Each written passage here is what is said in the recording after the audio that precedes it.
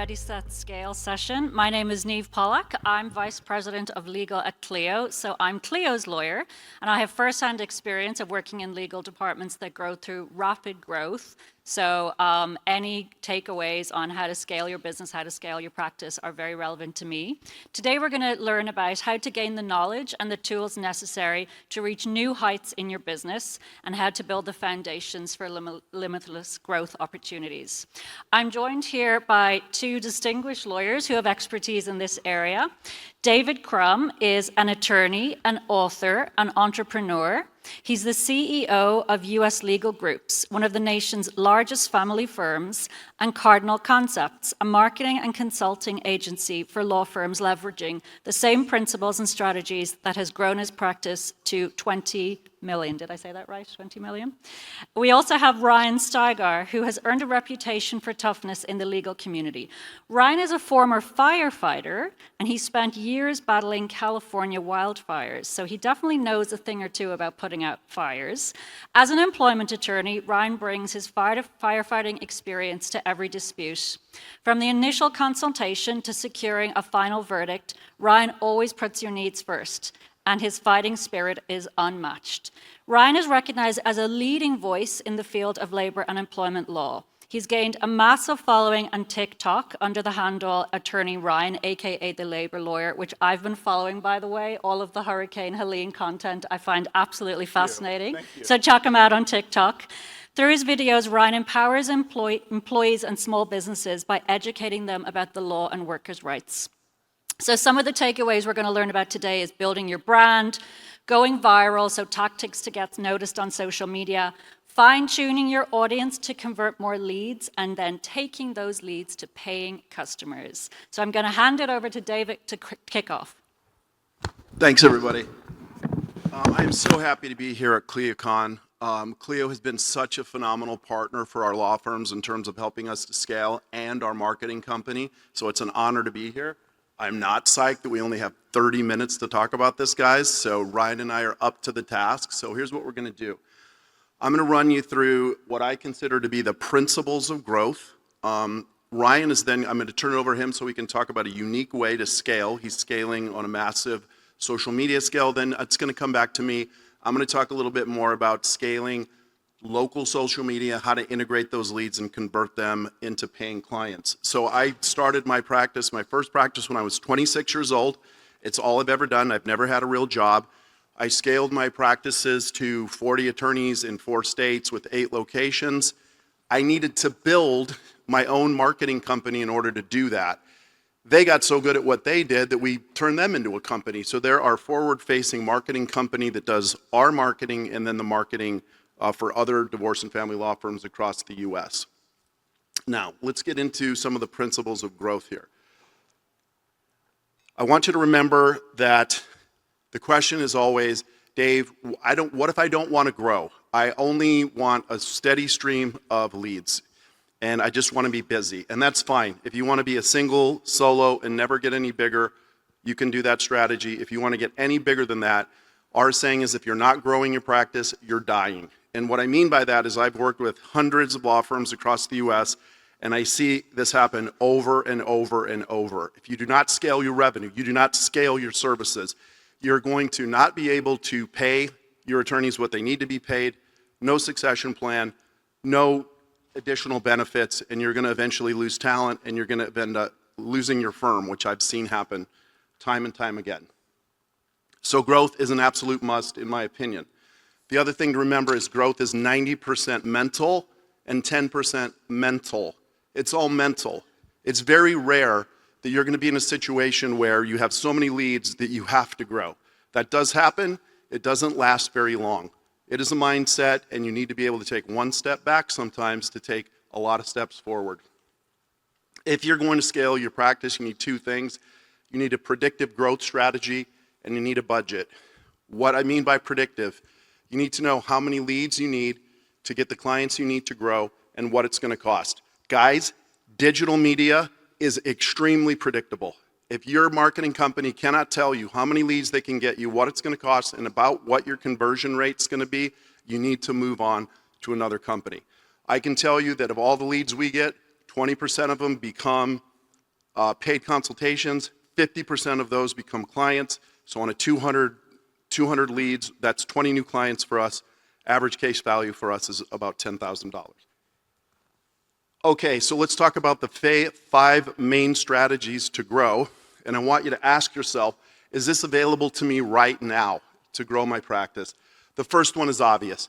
You grow in your current practice. That's a matter of just figuring out what I talked about a minute ago. How many leads do I need? What's it going to cost? And how much money am I going to make from that? Just create a break-even budget analysis and start moving forward with growth. The second one, and another easy one, is to integrate a new vertical into your practice. We just did this with estate planning. By new vertical, I just mean a new practice area. Because we do divorce and family law, it makes a lot of sense for us to do estate planning as well, because we get to sell these services to our existing client at a discounted rate. We have no client acquisition costs, and it's a win-win for everyone. So with family law, we like estate planning, and of course you guys who do this area of work know there's a lot of criminal work that comes out of it. So criminal defense is another integrated vertical that helps us scale. The third strategy, here's one that's absolutely overlooked by people on a daily basis: growth by acquisition. You do not need to be Googled by another company. Okay, I just bought a law practice in Grand Junction, Colorado. That sounds weird. There's only 60,000 people there. But when you look at it, it draws everybody from the western slope of Colorado. So it'll support 6, 7, 8 lawyers in a town of 60,000 people. Always look for that growth by acquisition opportunity. If you have it, you can also do a practice merge, which is even easier. Obviously, new geographical offices are a way to expand. We always start inside of our own state. You're already set up, you know the market. We just went to Kansas City 2 weeks ago, and we intend to open in Topeka and Wichita. That just makes a lot of sense. But be on the lookout for micro markets. Those are those small markets where it doesn't seem like you could have an office there, but when you analyze the work there, it makes a lot of sense. We have practices in Nebraska. We see that opportunity in western Nebraska. There are just no attorneys out there. You open some small town, and you're going to pull clients from 5, 6, 7, 8 different towns. Micro markets are an easy, non-competitive way to expand. And then, of course, going to a new state, which is probably the hardest. We've done that 4 times now. It's not fun, but it can be super lucrative. And the last thing I'm going to say before I turn it over to Ryan, I want you guys to think about how you might productize your services. And here's what I mean by that. My marketing company has developed, a couple of programs that we do for our clients. How to close phone calls, intake, how to close consults. We've turned those into products. So we give them to our clients, we sell them to other people who are not our clients. I just finished creating an information product about representing yourself in a pro se divorce. Just another way to productize your services, okay? So the lead up to Ryan is going to be that scaling doesn't have to be traditional. It's only limited by your own creativity. So Ryan has got a very interesting strategy on how he is scaling through national social media. And I don't know if I'm not going to say it, but his model is going to change, I think, over time. And it's really interesting because he is basically productizing his leads that he's getting with all of these social media views. So with that said, I'll turn it over to Ryan. When he's done, I'll come back, and then we'll talk a little bit about local social media and how to integrate that into operations. Right on. Thanks a lot, David. And gems in there, by the way. Now, quickly, I recognize that most people in here don't know who I am or how I can help you. So very briefly, yes, I'm a former California firefighter. Now I'm a workers' rights lawyer, and my practice focuses on discrimination, wrongful termination, sexual harassment, wage theft, things like that. Now, when I opened my practice, it was right out of law school. And when I did that, I didn't have any clients. I did not have a marketing background. I did have about $400, so it could have been better, could have been worse. But here's the point of that. With $400, you're not going to get any meaningful ad spend. And it can feel like, how do I scale? How do I get started? I don't have a budget. Morgan & Morgan has a billboard within, every 5 feet of every office I go to. How do I compete? So I did what any millennial would do in that situation. I panicked and I pulled out my phone, opened Instagram, and I made a video. And I said, I'm attorney Ryan. I'm a workers' rights lawyer. Call me if you need me. But I did not say it like that. And so in the couple minutes I have here, I want to teach you a couple of real strategies you can use today for no money. Because here's what happened. I didn't say, I'm attorney Ryan, I'm a workers' rights lawyer, call me if you need me. I said, here's what happens if you get fired when you're pregnant. Here's what happens if you're too hurt to work and you're scared you're going to get fired. Here's what happens if your paycheck is wrong. And I did that almost every day for about 3 years. And now, as I sit here, I have 450,000 followers on Instagram, 1.8 million on TikTok, a few 100,000 between YouTube and Facebook, and it's growing every day. And that kind of eyeballs on me jumping on people's phone screens daily if I can leads to thousands of leads every month. And I'm going to tell you how I handle that high volume at the end of this, but there's 3 things I want you to do. But how did we do that? As I mentioned, I didn't have any money. I didn't have a marketing background. I used a strategy where I call it the erase method. So if you want, if you're taking notes, you can just write erase, E-R-A-S-E. And here's what I did. Number 1, educate the viewer. People don't want to see your big fancy office and your big fancy car and how much money you make. They already think lawyers make lots of money, and it doesn't make them trust you anymore. So just educate them. Be a helpful professional that they can trust. Because when I get on people's phones and I say, here's what happens if you're wrongfully fired in an at-will state, they're not going to remember the statute. They're not going to remember what the FEHA is or the Pregnant Workers Fairness Act, but they will remember one thing. That's attorney Ryan. He's a workers' rights lawyer. I'll call him if I need him. By the way, the number is 888-CALL-RYAN. We made it pretty easy. So with each piece of content, I know it can be very intimidating. How do I compete with the big leagues? I need to really emphasize how embarrassing I was in the beginning.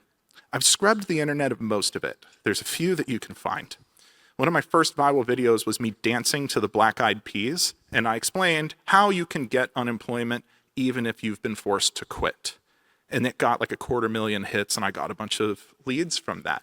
So a couple of quick lessons. Number 1, leave your ego at the door.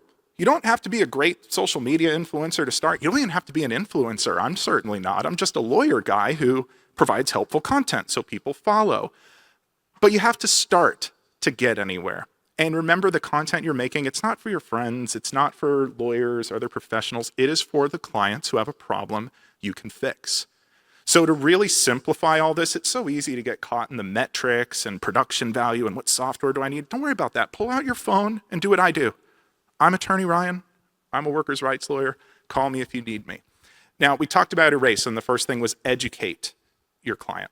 Number 2 is relate to them. Think about the day-to-day issues that your clients have all the time. I get so many great content ideas just from asking my clients, hey, when did you first notice that your boss was going to be a problem? When did you first get a hint that things weren't going well at work? Well, that's a video right there. I can talk about that. I got lost in my own acronym. E-R-A, educate, relate, answer common questions. There we go. I need a board to help me spell erase. Okay.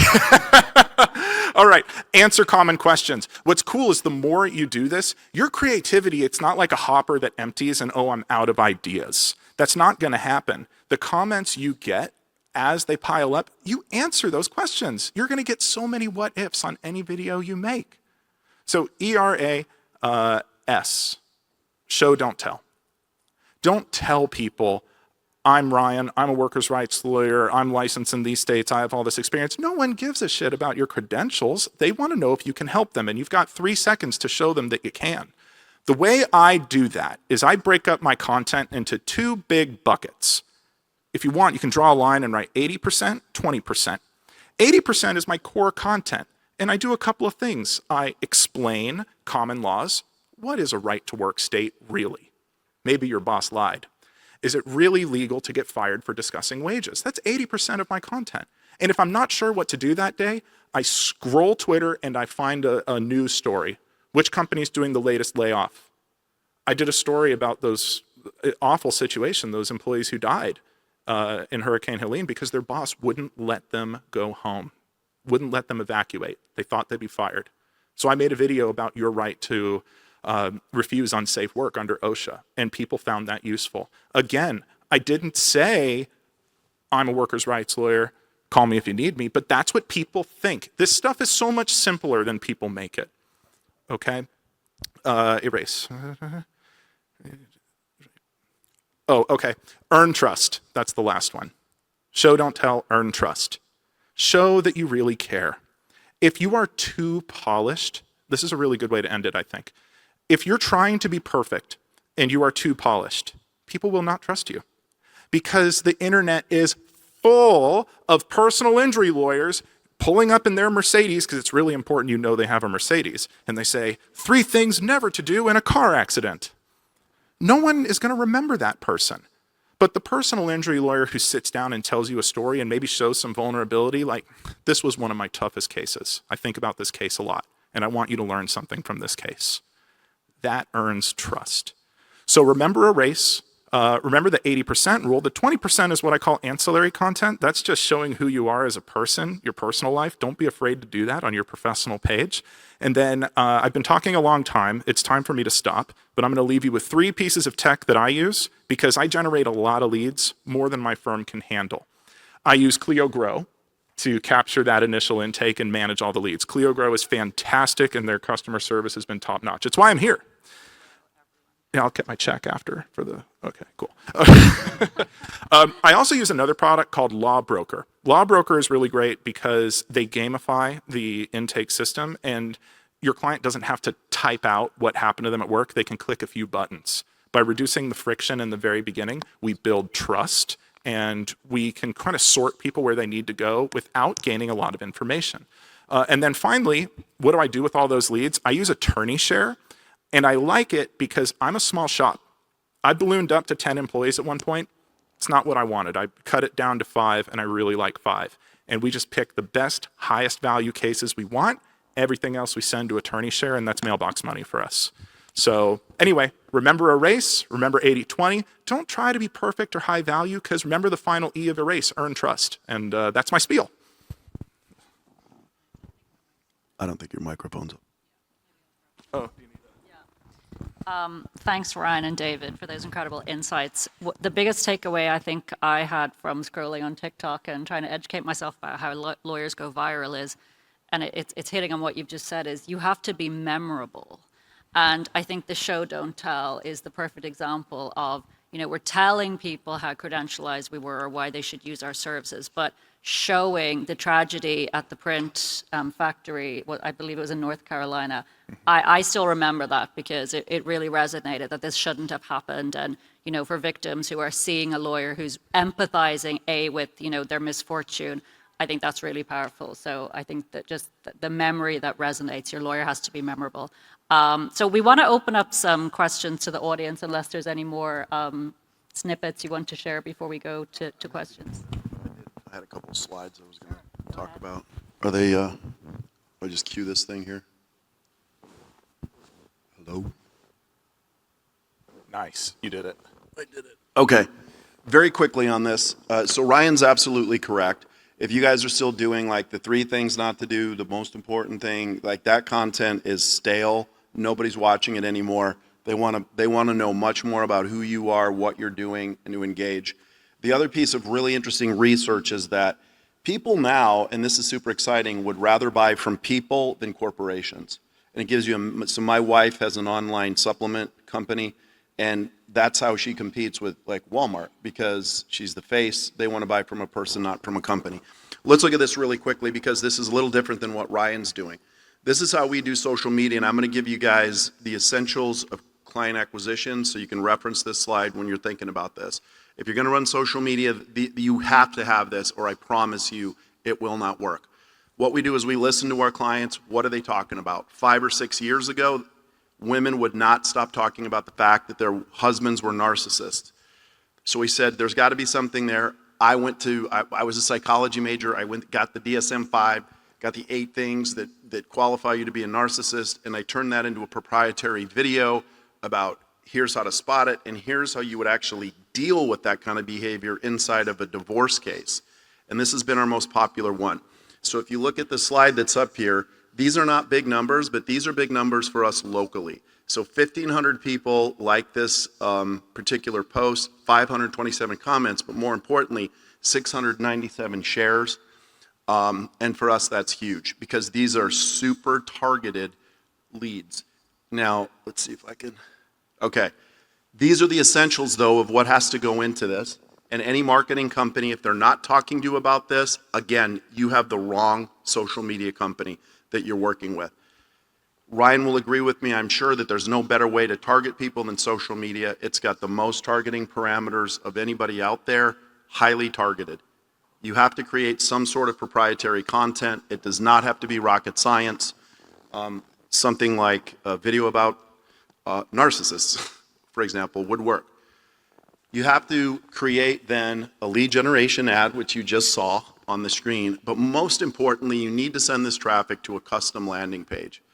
I still get people who come to work with our company that send traffic to their websites. If you're doing that, you're just making a critical mistake. Because a customized landing page these days with a company like Unbounce, which is who we use, very easy to set them up.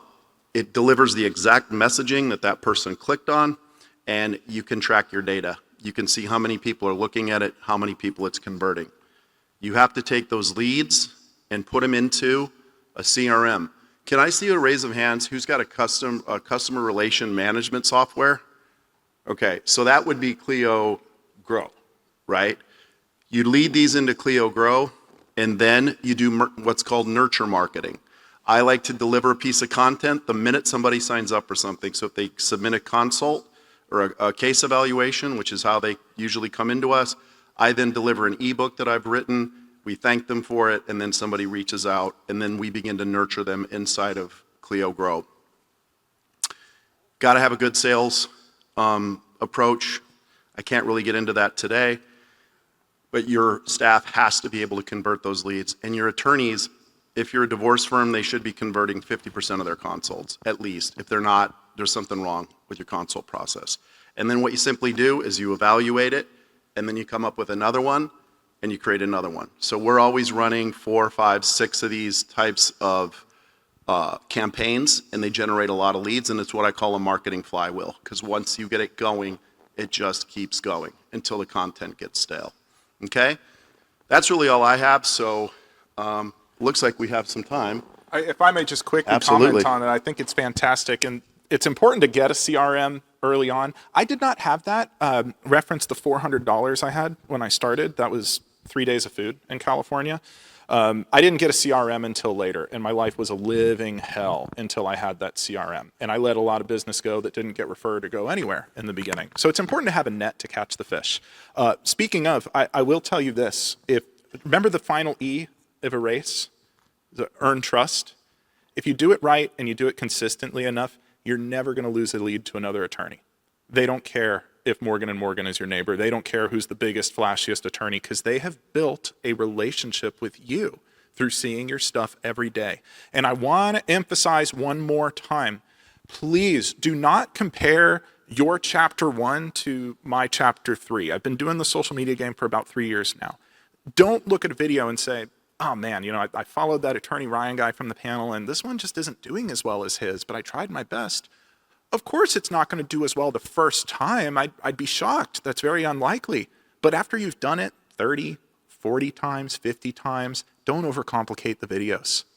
I believe James Clear is speaking right after this, Atomic Habits. 4:15, yeah. If you read his book, and you really should, he emphasizes the importance of just getting 1% better every day. So often we fail to do big things like start that social media page you really wanted to because you're so worried about making it perfect. And in your hesitation, waiting for it to be perfect, it never got started. So it never even got good because it didn't exist. So I encourage everyone, just think, make it for yourself. I'm Attorney Ryan. I'm a workers' rights lawyer. Call me if you need me. Use the erase method and just pull up a story, a news story in your niche, and tell people your opinion on it. That's a great way to get started. And I think also to remember, some of the trends that were shared in the Legal Trends report, which is that lawyers are not even able to answer the phone or respond to emails of customers who are looking for legal representation. So there's a completely unserved market of customers who need lawyers.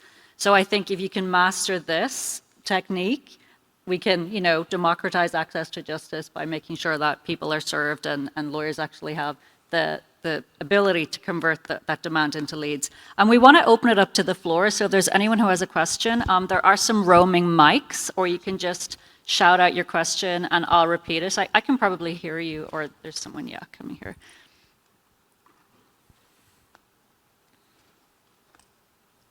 Hi. I'm one of those annoying personal injury attorneys that you just talked about. I did not mean any shade. I'm so sorry. Do you have a Mercedes or no? I do not drive a Mercedes. So I have noticed that personal injury attorneys just give people the ick, and they kind of give me the ick too. So I get it. But personal injury content really is just kind of boring in my opinion, and correct me if I'm wrong. So I would love both of y'all's advice on how a personal injury attorney can really differentiate their content from other types of lawyers who maybe have a more interesting legal career, and how you can differentiate yourself or not be one of those ick personal injury lawyers. I'm so glad you asked that. We have to just repeat the Yeah, question. The question is how to make your personal injury ads less boring and less ick and more memorable. Yes. Ick be gone. Yeah. Great product. All right, here's how we use Ick be gone. The average person does not understand the differentiation of niches. A lawyer is a lawyer to the average person. And what you want to do is be the lawyer they trust, who they recognize. I did a video about Hurricane Helene, that's in Tennessee. I don't practice in Tennessee, but I care about the law and I care how it affects people, and I show that. Whatever you're interested in. I do a bunch of videos about unions and strikes because people really care. I don't do union law, but every day I'm just saying, I'm a workers' rights lawyer, call me if you need me. What you can do is just any legal news you find exciting, you can do. And a fantastic example of this is Legal Eagle. If anyone here ever saw his YouTube, he'll say, here's what's going on in the Diddy lawsuit. The man does wrongful death claims. The man does mass tort and stuff. But again, the average person just knows that's a lawyer. I know him. I like him. I trust him. If I'm in an accident, I'll give him a call. I hope that it helps. David? No, it helps a lot. Yeah, again, it's the personalized content is what's really connecting with people now. And so a lot of people will follow people for the things they're saying. And I truly believe that they don't know the difference between a PI lawyer or a divorce lawyer or anybody. But that's a really tough market to break into, though, because it's just about eyeballs for a lot of those people. And that's why you're seeing it's not direct response at all, because they don't qualify the client. They qualify the case, right? So I think there is some of that stuff that's still legit, even though it's kind of gross. I think it works. No, I mean, it is. I have a friend who has a massive practice, and it's 242 Bert. It's like Hurt, call Bert. And he's been doing that for 20 years. I think that's cute. Is I his like real it. name Bert? That's how their marketing meetings go. What do you think? Hurt, call Bert. Okay, and they're done. I They've think the been doing big it- point here is don't try to compete with those lawyers who are already big, and don't worry about, I need to have the best personal injury content. Forget that. Just let everyone know that you're a lawyer who they like, and the rest will take care of itself. It really will. So we have time for one or two more questions. Anyone? Yes. Sorry, she handed me the mic, so I figured I'd stand up. I'm over here to your left. I can't. It's, I just see a bright light. You yeah, see we bright just see lights. bright lights. Yeah, I just wanted Please to go do that. ahead. Yeah. Oh, there you okay, are. Hi. yeah. Hi. Hi, Hello. my name is Scott. I just wanted to, if you can unpack, because I think you said capturing those leads, I think you said like the narcissist video, it's taking it directly to Clio Grow, so you're linking directly to that rather than a website. Can you kind of unpack that for me? Yeah, no, it's not to Clio Grow. It's to a landing page builder. Like we use Unbounce. There's lead pages and another one. I don't remember the ones beyond that. What it's doing is, though, the reason you want to do that is because if someone sees an ad that says, "Are you married to a narcissist?" You just promised you're going to deliver that content. You've got to deliver the exact content that you promised. So you take them to that specific landing page where they can interact with your proprietary content. And whether, you can make the choice of whether you want to make them put their email in. That's always a good idea to capture that lead to continue to market. Sometimes you don't do it. You just want them to watch the damn content. and hopefully, contact you. So you're doing that, but then when they submit their form, it goes into Clio Grow or whatever other lead management system does that make sense? So it goes from the ad to a landing page, then it funnels into your CRM. And then that's where you nurture it. And guys, I mean nurture. Do not keep pitching people. Like, don't bug people to hire you. Offer some value, like how to avoid getting depressed in your, the 8 things you should do or not do inside of your divorce. And then just make a call to action. Don't keep asking them to hire you. It's annoying, and they'll just opt out of your email sequences. We send 8 emails over the course of time, and I guarantee you we've had many, many people convert after the 8th email. So you have to stay in front of them. And sometimes that feels icky, but if you find a way to do it with like a value add, they don't mind. We do 3 touches at my firm. We have that luxury because we have a lot of leads and we're so small. When you click the link in my bio, it takes you to the law broker page. It says employment problem, click here. You click that, and based on your answers, you don't have to type anything. It qualifies you as a lead. And then we ask for your email and phone number so that one of the staff can reach out to you. Law broker then sends that data to Clio Grow. And then I have an amazing intake manager. She is awesome. And her job is to go through, I've trained her on what we're looking for. And automatically she sorts. Not a qualified lead. This is one Ryan's going to want to look at. This looks like the kind of cases we're looking for. Everything else we send to attorney share. And then we'll just get a referral fee down the road. Yeah, we probably have time for one last question. If there's anyone else? It's hard to see with the lights here. See a brave soul right there. There's a question here.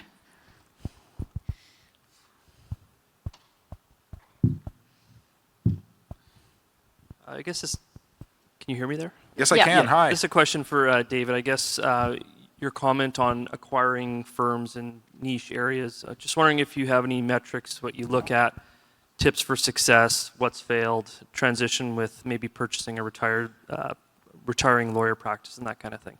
So, so the question is tips for niche firms, what metrics to determine success? He's talking about acquiring firms. So, guys, I hate to break it to you, but law firms aren't worth very much money.